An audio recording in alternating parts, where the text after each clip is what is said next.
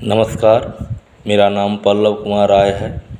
मैं BA BEd की हूँ। मुझे शिक्षा में लगभग 14 वर्ष का अनुभव है। मैं दुमका जिला के मछलिया प्रखंड के राजकीय मध्य विद्यालय कुरवा में पदस्थापित हूँ।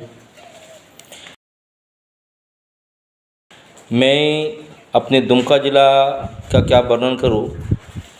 मछलिया प्रखंड हमारे दुमका जिला का बोलेंगे, ये एक प्रकृति के गोद में बैठा हुआ है, जो जिसमें प्रवेश करते ही आप एक नवीन कल्पना प्रकृति की ओर कर पाइएगा।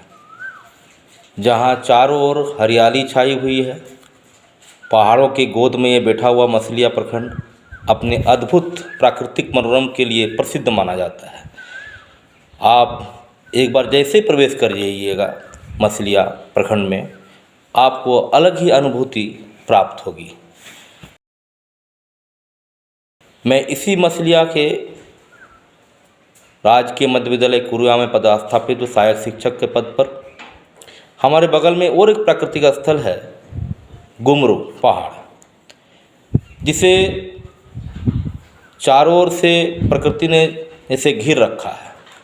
हरे हरे बड़े बड़े पेड़ हैं, चारों ओर प्राकृतिक वातावरण से महमहाता है। यहाँ कहीं भी कहीं प्रदूषण का नामो निशान नहीं है। ऐसा लगता है कि प्रकृति ने इसे अपने हाथों से सजाया है। सबसे बड़ी विशेषता यह है कि यहाँ पर जो एक चापाकल है, जिसका पानी अमृत के समान है, जिसे पीने के लिए दूर दराज के लोग सुबह से लेकर रात भर तांत लगी रहती है पानी लेने के लिए।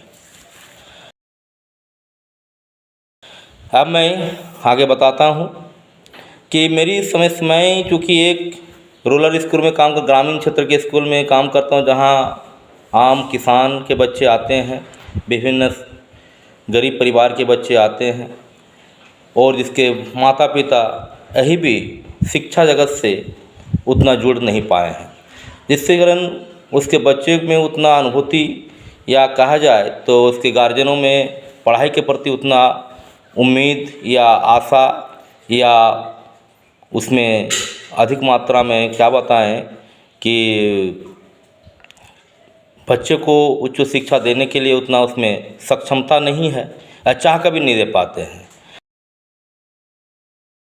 लेकिन जब मैं अर्बन सोसाइटी के जेआई कार्यक्रम का प्रशिक्षण प्राप्त किया, तो मुझे पता चला कि बिना खर्च किए भी ऐसे नवाचार किए जा सकते, इसे पढ़ाने के तरीके में सुधार किया जा सकता है, और लोगों में एक नई आशा की किरण जगाया जा सकता है। यहाँ समस्या यह था कि बच्चे स्कूल बहुत कम आते हैं, तो बच्चों को किस प्रकार स्कूल से जोड़ा जाए, ये बात हमें अरविंद सोसाइटी के जेआई कार्यक्रम से प्राप्त हुआ। मैं इसमें कई तरह का पहलू, सबसे अच्छा लगा हमको चाय पर बातें। मैं वैसे बच्चों या अभिभावकों के संपर्क किया जो प्रत्येक दिन स्कूल नहीं आते हैं। मैं प्राय उसके घर गया, उससे संपर्क किया, चाय पर बातें की, तो उसकी समस्याओं का जाना और अपनी तरह से हल करने का प्रयास किया, जिसमें हमें काफ़ी सफलता मिली। और सबसे खुशी की बात है, मैं उन बच्चों को भी स्कूल में लाने में सक्षम हुआ जो बच्चे प्राय दिन स्कूल में एब्सेंट रहा करता था। इस इनोवेटिव पाठशाला कार्यक्रम प्रशिक्षण मुझे विषय की विभिन्न गतिविधियों के आधार पर सीखने का भी तरीका समझ में आया। मैंने सीखा अनुवात्मक शिक्षा के लिए बच्चों गतिविधि को शामिल कैसे करना चाहिए।